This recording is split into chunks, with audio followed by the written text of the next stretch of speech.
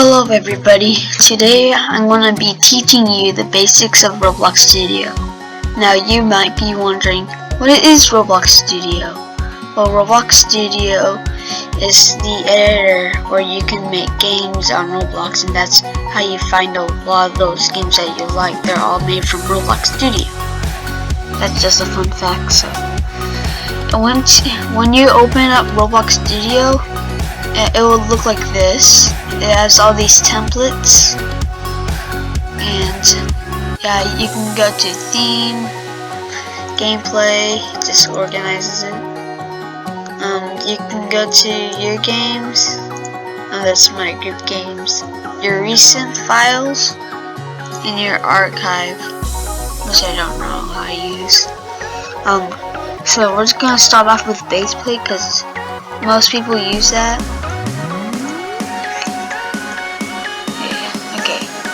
So, once you open up your Roblox Studio, it should look like this. You have the Explorer, you have the properties, you have the toolbox. I think you have the output, or you have to put that in. The output basically just gives you errors on your scripting, if you have any. And it also, if you need to, there's this thing called print, and it will print a message in the output. That's pretty much the output. Your toolbox basically lets you insert free models from other people, except plugins, because they used to be free, but they decided to let people change them to costing Robux because they want to support them even more. So yeah. Now your Explorer shows all the objects, like your workspace. You have this base plate here, and you can insert objects from here. That's how you insert your scripts. Now we're not going to get into scripting today, so let's move on to the controls. As you can see, it's WASD or the arrow keys to move, and right click to move your camera. Okay, so here is insert, where basically you can toggle the toolbox part, and you can insert parts and spears, wedges, cylinders. I just keep it to part. So normally when you open up Studio and you open up a file, it's going to toggle select, which basically only selects things, and you can drag it and stuff. The move tool can move a certain axis, like the x-axis, the y-axis, and the z-axis. And the scale pretty much resizes the object, and rotates the object. Yeah. Okay. And these things the collision constraints and joint surfaces, I prefer to keep them off. Basically, collision makes it towards like this. You cannot. It will have to go through and not inside. Yeah, joint surfaces makes a weld to something, so it sticks to the base plate right now. Yeah, I'm not sure about constraints, to be honest. Just keep them off. Okay, and the UI, it opens up the UI tab. It's just like an easier way to insert objects that are GUI. It will pop up when if you insert screen GUI, or if you're selecting star GUI. You don't really need it. So Okay. Now materials change the looks and texture. Color obviously changes the color, and lock pretty much makes it towards you can lock it, and it will not be able to be selected. As you can see, the only way you can select it is going to your Explorer and we're selecting it there. By the way, the base plate is automatically locked, so as you can see, you can't select it, but if we have locked off, you are able to select it. Okay. And group. It's pretty much a shortcut to turn something into a model. A model is just a way to sort things. Like say, move them together. This, you have a model like that. And the testing play means it'll let you test inside the studio instead of having to test out on the actual game. Terrain editor is a way to add terrain and stuff, like let's add terrain and then you can subtract it a bit and grow it, erode, smoothen it, flatten it, and you can change the cylinder and stuff. I prefer the ball. You can paint it, like say asphalt, and I don't know what's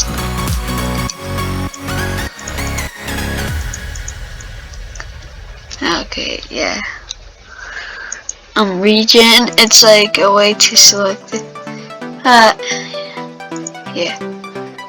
You only need this if you're making like terrain stuff, like obviously. If you're making like a game with like a blocky theme, probably you won't need this.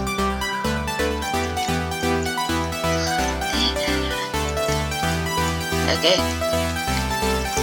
So, and now let's go to the model. As you can see, a lot of the stuff are in home. So, let's focus on transform, which is something in model.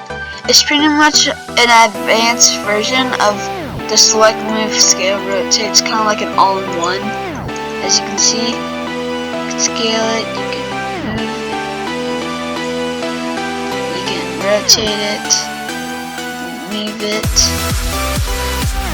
you can move the Y position. Yeah, so, yeah, like I said, it's an all-in-one. I prefer just to stick with these. And a snap to grid, it allows an object to snap to the grid. Yeah, as you see, it's snapped to 1 stud. We can change that to 0.5 studs, or we can change it to like 5 studs, like that. And rotate. Normally it's going to be 45 degrees, but I changed it to 15. Yeah, like that. You can change it, and if you want, you can free move it. Like you can see. Yeah, and same with rotates. You can free rotate it. Okay. So, we can.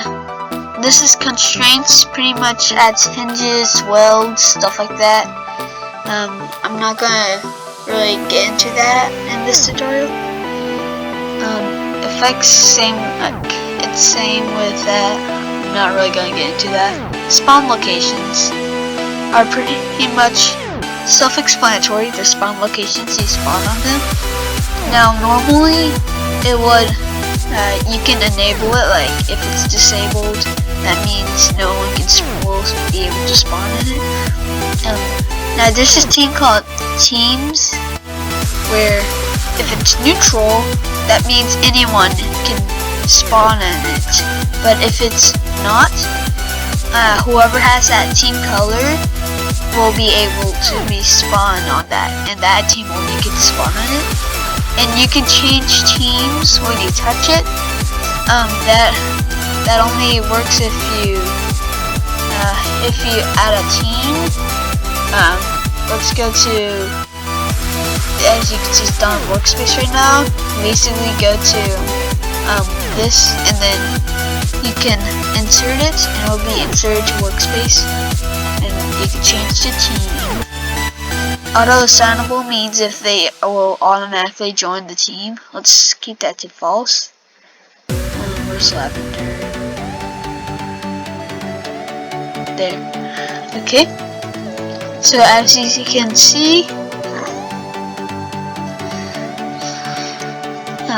I am neutral because I'm not in any team. So if I join this, the neutral is gone, and I'm now in the lavender team.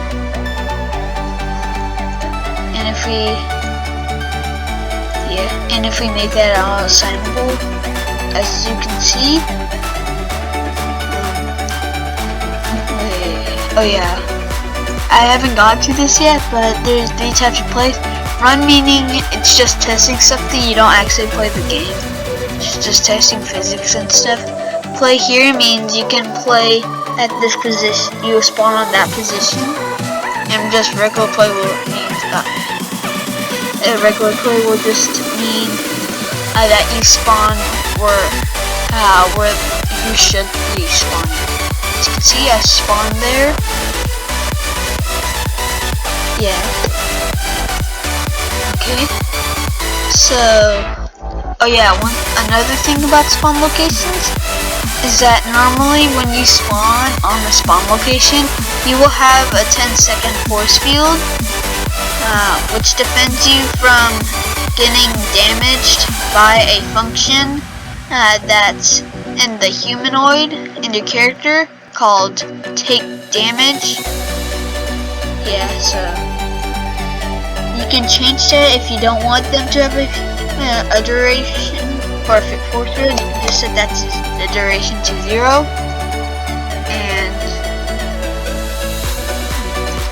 and you will have no force field. Okay. That's pretty much it about spawn locations. What else? Oh yeah. So solid modeling allows you to make custom models. Like they're like models, but they're not actually in a group of models, and they're actually connected together. So say you want this. As you can see, there are two parts. If you just group them, which you can do Control G, it will just be like that. You can move them together, but they're still two objects.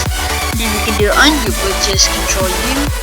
But if we make it a union, it becomes one object, and we can separate that. And another thing we can do is called negate, and pretty much you can just select it, and it will create like a object. So say you have to select these two, and then it will turn to a union like that. I'll make a custom part, and you can separate this like that, and that's how solid modeling works. Now testing is just pretty much testing. View shows all the things, like command bar, you can show that, the output, the toolbox, game explorer, tutorials,